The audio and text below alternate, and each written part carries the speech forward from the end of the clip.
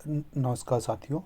आज हम MBBSC pre test series जो डेली क्विज चलती है इसके डे 14 यूनिट 4 का जो पहला टेस्ट है उसकी चर्चा करने वाले हैं। इस टेस्ट में पहला प्रश्न था आपका, प्रायद्वीपीय भारत की सबसे ऊंची चोटी कौन सी है, किस पहाड़ी पर स्थित है। तो देखिए, प्रायद्वीपीय भारत की जो सबसे ऊंची चोटी है वो आपकी अनाईमुडी है और ये अन्नामलाई पहाड़ी पर स्थित है। एक बात, ये लगभग 2695 मीटर के आसपास ऊंची है। दूसरी जो सबसे ऊंची चोटी है वो डोडा बेटा है जो नीलगिरी पहाड़ियों पर स्थित है। तो सही विकल्प हमारा कौन सा होगा, अनाईमुडी जो अन्नामलाई पहाड़ियों पर स्थित है। ये अपन ने देखा। इसके बाद आपको नीचे की तरफ दूसरा प्रश्न दिया गया था कि कौन सही सुमेलित नहीं है। यहाँ पे क्या दिया गया है, जो आपके अंडमान और निकोबार द्वीप समूह की सर्वोच्चतम जो पीक है उनके बारे में। तो देखिए, उत्तरी अंडमान की सेंडल पीक है, मध्य अंडमान की माउंट डियाबेलो है, दक्षिण अंडमान की माउंट कोयोब है और ग्रेट निकोबार की सबसे ऊंची चोटी जो है वो माउंट थुइलर है। उसका क्या नाम है, माउंट थुइलर है, ना कि माउंट हेलियस। तो ये कौन सी है, माउंट थुइलर, ये आपकी यहाँ की सबसे ऊंची चोटी है ग्रेट निकोबार की। ग्रेट निकोबार की जो चोटी दी गई थी वो यहाँ पे गलत दी गई थी, वो है माउंट थुइलर। माउंट थुइलर इसकी सही विकल्प होगा। तो हमारा सही विकल्प यहाँ पे कौन सा होता है, डी विकल्प हमारा सही होता है। आपके अगला प्रश्न था कि नदी प्रवाह का जो प्रतिरूप होता है उसमें अरी प्रतिरूप क्या होता है। तो देखिए, अरी प्रतिरूप सामान्यतः एक ऐसा प्रतिरूप होता है ना। तो पहले अपन ऑप्शन लेते हैं, इसमें क्या क्या है कि ऐसा प्रतिरूप जिसमें पेड़ों की शाखाओं के अनुरूप होता है, जैसे उत्तर भारत के मैदान में। तो इसको अपन वृक्षाकार प्रतिरूप बोलते हैं। जो पेड़ों की शाखा के जैसे होता है वो कौन सा प्रतिरूप कहलाता है, उत्तर भारत का मैदान वाला वृक्षाकार प्रतिरूप कहलाता है। ऐसा प्रतिरूप जहाँ से नदियाँ किसी पर्वत से निकल के सभी दिशाओं में जाती हैं। जैसे मध्य प्रदेश में हम मैकाल श्रृंखला देखें तो सोन नदी, नर्मदा नदी, जोहिला नदी अलग अलग दिशाओं में जाती, इसको हम क्या बोलते हैं, अरी प्रतिरूप। तो सही विकल्प आपका बी होगा। दूसरा, जहाँ पे समानांतर तरीके से नदियाँ एक दूसरे के समानांतर बहती हैं, ये प्रतिरूप जालीनुमा प्रतिरूप कहलाता है। जहाँ पे समानांतर बहती है वो कौन सा प्रतिरूप कहलाता है, जालीनुमा प्रतिरूप कहलाता है। और ऐसा प्रतिरूप जहाँ पे नदियाँ सभी दिशा से आके किसी गर्त में मिल जाती है। यहाँ पे नदियाँ निकल के बाहर जा रही थी, जबकि दूसरा वो है कि नदियाँ किसी गर्त में आके मिल जाती हैं। तो जो प्रतिरूप कहलाता है ये प्रतिरूप अभिकेंद्रीय प्रतिरूप कहलाता है। जो नीचे दिया गया ये किसका उदाहरण है, अभिकेंद्रीय प्रतिरूप। तो हमारा सही विकल्प क्या होगा, बी विकल्प हमारा सही होगा। यहाँ पे हमारा बी विकल्प सही होगा। आपका अगला प्रश्न, चौथा प्रश्न यहाँ पे बोला गया था। चौथा प्रश्न यहाँ पे है कि निम्नलिखित में से निम्नलिखित में से कौन सा द्वीप समूह प्रवाल निक्षेप से बना हुआ।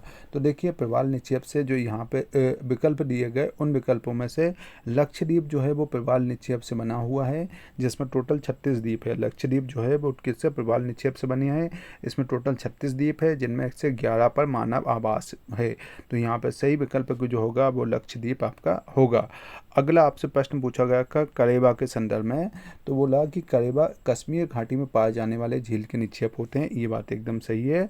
करेबा में बिटुमिनियस कोयला पाया जाता है, ये बात थोड़ी सी गलत दे दी गई। करेबा में जो पाया जाता है वो लिग्नाइट टाइप का कोयला पाया जाता है। कौन सा, लिग्नाइट टाइप का कोयला पाया जाता है, ना कि बिटुमिनियस प्रकार का।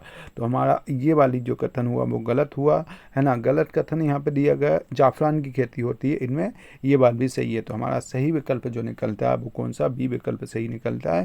भाई करेबा में जो होती है वो लिग्नाइट की खेती होती है। आपका अगला प्रश्न यहाँ पे दिया गया है, वो प्रश्न था कि रावी, ब्यास, सतलज, यमुना, घाघरा, ये सारी की सारी नदियाँ किसी एक प्रदेश से होकर गुजरेंगी। वो प्रदेश कौन सा है। तो देखिए, वो जो प्रदेश है जहाँ से ये सारी नदियाँ गुजरेंगी वो हिमाचल प्रदेश है। हिमाचल प्रदेश से ये सारी नदियाँ गुजरती है। अगला आपसे प्रश्न पूछा गया था कि दुस्तलिक जो है एक प्रकार का क्या है, संयुक्त प्रशिक्षण अभ्यास है। तो ये दुस्तलिक का आयोजन भी अभी हुआ है, 12 मार्च से 31 मार्च के बीच में हो रहा है आयोजन। तो ये किसके देश के साथ में हुआ, तो ये जो आयोजन है वो उज्बेकिस्तान और भारत के बीच में होता है। और ये कहाँ पे आयोजित हो रहा है, उज्बेकिस्तान में एक जगह है जिसका नाम है यांगी यारिक, जिसका जगह का नाम क्या, यांगी यारिक। तो यांगी यारिक में इसका आयोजन हो रहा है ना। इसके अलावा जैसे यहाँ पे अन्य नाम भी दिया, जैसे इंडोनेशिया दिया, तो इंडोनेशिया के साथ हम गरुण शक्ति अभ्यास करते हैं इंडोनेशिया के साथ। कौन सा करते हैं? गरुण शक्ति अभ्यास हम जो करते हैं वो किसके साथ करते हैं? इंडोनेशिया के साथ करते हैं। मालदीव के साथ अगर हम करते हैं तो मालदीव के साथ इक्को बेरिंग करते हैं। मालदीव के साथ हम कौन सा करते हैं? इक्को बेरिंग मालदीव के साथ करते हैं। मालदीव के साथ इक्को बेरिंग इंडोनेशिया के साथ आपका गरुण शक्ति करते हैं। इसके अलावा यहाँ पे जो एक नाम और दिया गया है, इसके अलावा यहाँ पे जो एक नाम और दिया गया है जिसको हम सिंगापुर के नाम से यहाँ पे जो दिया गया वो आपका कौन सा था? सिंगापुर। तो देखिए सिंगापुर के साथ हम जो करते हैं वो बोल्ड कुरुक्षेत्र वाले जो करते हैं वो सिंगापुर के साथ करते हैं। सिंगापुर के साथ हम ये करते हैं। तो हमारा सही विकल्प कौन सा आएगा? उज्बेकिस्तान यहाँ पे सही विकल्प हमारा आएगा। फिर आपका अगला प्रश्न क्या था? यहाँ पे अगला प्रश्न आपको जो दिया गया कि भारत में प्रतिवर्ष वुमेन ट्रांसफॉर्मिंग इंडिया, है ना, वुमेन ट्रांसफॉर्मिंग इंडिया अवार्ड दिए जाते हैं। तो देखिए वुमेन ट्रांसफॉर्मिंग इंडिया जो महिलाएं विशिष्ट काम करती हैं, महिलाएं जो विशिष्ट काम करती है उनके लिए अवार्ड दिया जाता है। अभी ये अवार्ड जो था ये इसका 5वां संस्करण दिया गया है। अभी जो अवार्ड दिया गया 2021 के लिए ये 5वां संस्करण दिया गया। ये नीति आयोग से संबंधित, नीति आयोग का एक विंग है जिसका नाम है, नीति आयोग का एक विंग है और उस विंग का नाम है महिला सशक्तिकरण, महिला उद्यमिता मंच। नीति आयोग का महिला उद्यमिता मंच के द्वारा ये प्रदान किया जाता है वुमेन ट्रांसफॉर्मिंग अवार्ड, है ना। वुमेन ट्रांसफॉर्मिंग अवार्ड कब से दिया जाना प्रारंभ किया गया? 2018 से इसको दिया जाना प्रारंभ किया गया। वार्षिक आधार पर ये दिया जाता है और ये अभी जो 75 महिलाओं को, 75 महिलाओं को क्या किया गया? इससे सम्मानित किया गया है। तो नीति आयोग का वुमेन, है ना, नीति आयोग का एक अवार्ड है। ये नीति आयोग प्रतिवर्ष देता है महिला उद्यमिता मंच के सहायता से। नीति आयोग का एक विंग है यानी कि। इसके बाद हम देखें INS शिवाजी।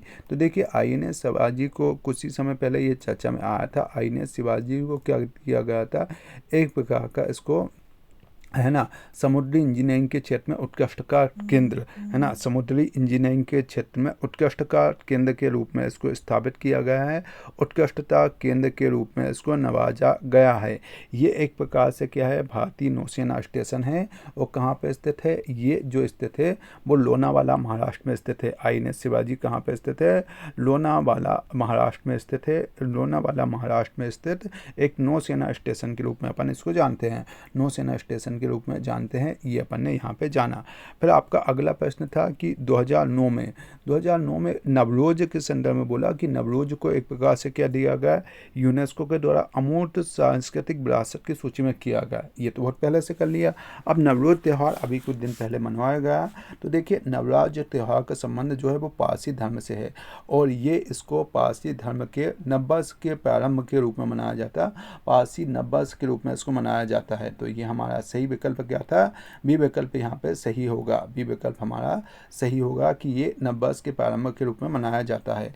फिर आपका अगला प्रश्न क्या था? इसके बाद अगर अपन देखेंगे तो भारत का सबसे बड़ा द्वीप कौन सा है? तो देखिए भारत का सबसे बड़ा जो द्वीप है मध्य अंडमान द्वीप भारत का सबसे बड़ा द्वीप है। लगभग 1536 वर्ग किलोमीटर के एरिया में फैला हुआ है ना। 1536 किलोमीटर के एरिया में ये फैला हुआ है।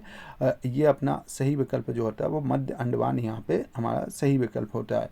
फिर आपका इसके बाद अगला जो प्रश्न आया था वो बील के संदर्भ में बोला कि भाई बील निम्नलिखित में से किसे कहते हैं? तो नदियों का जो पुराना प्रवाह मार्ग होता है, नदियों का जो पुराना प्रवाह मार्ग जो कि पानी से भरे होते हैं उनको हम किस नाम से जानते हैं? बील के नाम से जानते हैं। तो नदियों के पुराने प्रवाह मार्ग को हम बील के नाम से जानते हैं। फिर आपका अगला प्रश्न पूछा गया था कि भोपाल किन दो नदियों के दोआब क्षेत्र में है? तो भोपाल जो है वो बेतवा और पार्वती नदी, बेतवा नदी और पार्वती नदी के दोआब क्षेत्र में भोपाल शहर स्थित है। इसके बाद आपका अगला प्रश्न पूछा गया था यहाँ पे कि चापनाला झील किस में है? तो चापनाला झील एक मीठे पानी की झील है और ये मीठे पानी की जो चापनाला झील है ये कहाँ पे स्थित है? असम में अवस्थित है। चापनाला झील मीठे पानी की है, ये असम में अवस्थित है। ये बात अपन देखते हैं। फिर आपको पूछा गया कि प्रायद्वीपीय भारत की कुछ नदियाँ हैं और प्रायद्वीपीय भारत की नदियों में जो बहने वाली नदियाँ उनमें कौन है? तो देखिए इन नदियों में सबसे उत्तर की तरफ जो बहती है वो स्वर्णरेखा नदी प्रवाहित होती है। ये झारखंड पश्चिम बंगाल वाले क्षेत्र में प्रवाहित होती है। होती है। स्वर्णरेखा नदी लगभग इस पोजीशन पर, स्वर्णरेखा के बाद महानदी लगभग छत्तीसगढ़ वाले एरिया में महानदी प्रवाहित होती है। उसके बाद आपका गोदावरी नदी आती है, गोदावरी महाराष्ट्र से महाराष्ट्र वाले एरिया में, उसके बाद तेलंगाना आंध्र प्रदेश वाले एरिया में प्रवाहित होती है। उसके बाद अगर हम देखेंगे तो कृष्णा नदी, कृष्णा के बाद कावेरी, कृष्णा के बाद पेन्नार, फिर कावेरी और फिर बेंगई नदी का क्रम आता है। तो सही विकल्प जो है वो स्वर्णरेखा, महानदी, गोदावरी, कृष्णा, पेन्नार, कावेरी और बेंगई नदी का सही विकल्प आता है। फिर आपने बोला कि प्लाया झील का उदाहरण कौन सा है। यहाँ पे कुछ नाम दिए गए, तो प्लाया झील जो राजस्थान में स्थित एक डिडवाना झील है, इसको अपन प्लाया झील बोलते हैं। पवन के अपघर्षण से जब गर्त जमा हो जाती है, गर्तों में जल जमा हो जाता है, तो उससे जो झील बनती है उसको अपन क्या बोलते हैं, छिछली झीलों को वो बोलते हैं प्लाया झील। ये डिडवाना झील इसका एक उदाहरण के रूप में जानते हैं। उसके बाद अगला प्रश्न पूछा गया कि अध्यारोपित नदियाँ। अध्यारोपित नदियाँ मतलब जिनमें बहुत गहरे तरीके से क्या हो जाता है, अपरदन हो जाता है और निचली सेल पे जो पहुंच जाती है उनको सामान्यतः अध्यारोपित नदियाँ बोलते हैं। इनमें से जो अध्यारोपित नदियों का उदाहरण है, वो अध्यारोपित नदियों को हम क्या बोलते हैं, वो उदाहरण जो है वो चंबल नदी है, जहाँ पे अपरदन की क्रिया अपेक्षाकृत ज़्यादा हुई है, जहाँ पे अपरदन की क्रिया क्या हुई, ज़्यादा होती है। फिर आपको अगला प्रश्न क्या होता है कि निम्नलिखित में से गंगा की एकमात्र सहायक नदी है ना, गंगा की एकमात्र सहायक नदी जिसका उद्गम कहाँ पे होता है, मैदान में होता है। तो देखिए गोमती नदी है जिसका उद्गम मैदान में होता है। ये उत्तर प्रदेश राज्य में बहने वाली एक नदी के रूप में अपन गोमती नदी को जानते हैं। गंगा की एक प्रमुख नदी है, एक हिंदू पवित्र नदियों के रूप में अपन इसको जानते हैं। तो इसकी लंबाई लगभग 475 किलोमीटर के आसपास गोमती नदी की है। तो ये अपन ने इसमें देखा। अब आपका अगला प्रश्न पूछा कि केरल का कुट्टानाड जो एरिया वो किसके लिए प्रसिद्ध है। तो देखिए केरल का कुट्टानाड एरिया जो है वो भारत का न्यूनतम ऊंचाई वाला क्षेत्र के रूप में जाना जाता है। इसे केरल के चावल का कटोरा, केरल के चावल का कटोरा के रूप में भी जाना जाता है। केरल का चावल का कटोरा का नाम से जानते हैं। केरल आप इसमें लगा लेंगे, केरल का चावल के कटोरे के रूप में भी अपन इसको जानते हैं। फिर आपसे पूछा गया यहाँ पे कि संरचनात्मक दृष्टि में, है ना, फिर आपसे क्या पूछा गया कि संरचनात्मक दृष्टि में शिलांग का पठार अंग है। शिलांग का पठार किसका अंग है। तो देखिए संरचनात्मक दृष्टि में शिलांग का पठार जो है वो प्रायद्वीपीय भारत का अंग है ना। ये किसका अंग है, प्रायद्वीपीय भारत का अंग है। शिलांग के पठार मेघालय राज्य के पूर्वी हिस्से में स्थित है ना। मेघालय राज्य के पूर्वी हिस्से में लगभग इस पोजीशन पे स्थित है। इसी में जो है वो खासी गोरो जयंतिया हिल भी आती है। ये एक्चुअल में एक एक्सटेंशन है प्रायद्वीपीय पठार का। बीच में भंस जो बनता है वो किसका, वहाँ पे एक प्रकार से बीच में नर्मदा और वो गंगा और ब्रह्मपुत्र नदी बीच से प्रभावित हो जाती है, जिस कारण से बीच का एरिया नीचे हो गया है। और ये प्रायद्वीपीय भारत का प्रायद्वीपीय जो आपका पठार है उसका पूर्वी हिस्सा माना जाता है। तो सही विकल्प इसमें क्या आता है, बी विकल्प आता है। आप सभी का धन्यवाद। आप अपनी पढ़ाई को कंटिन्यू रखिए। बहुत बहुत धन्यवाद।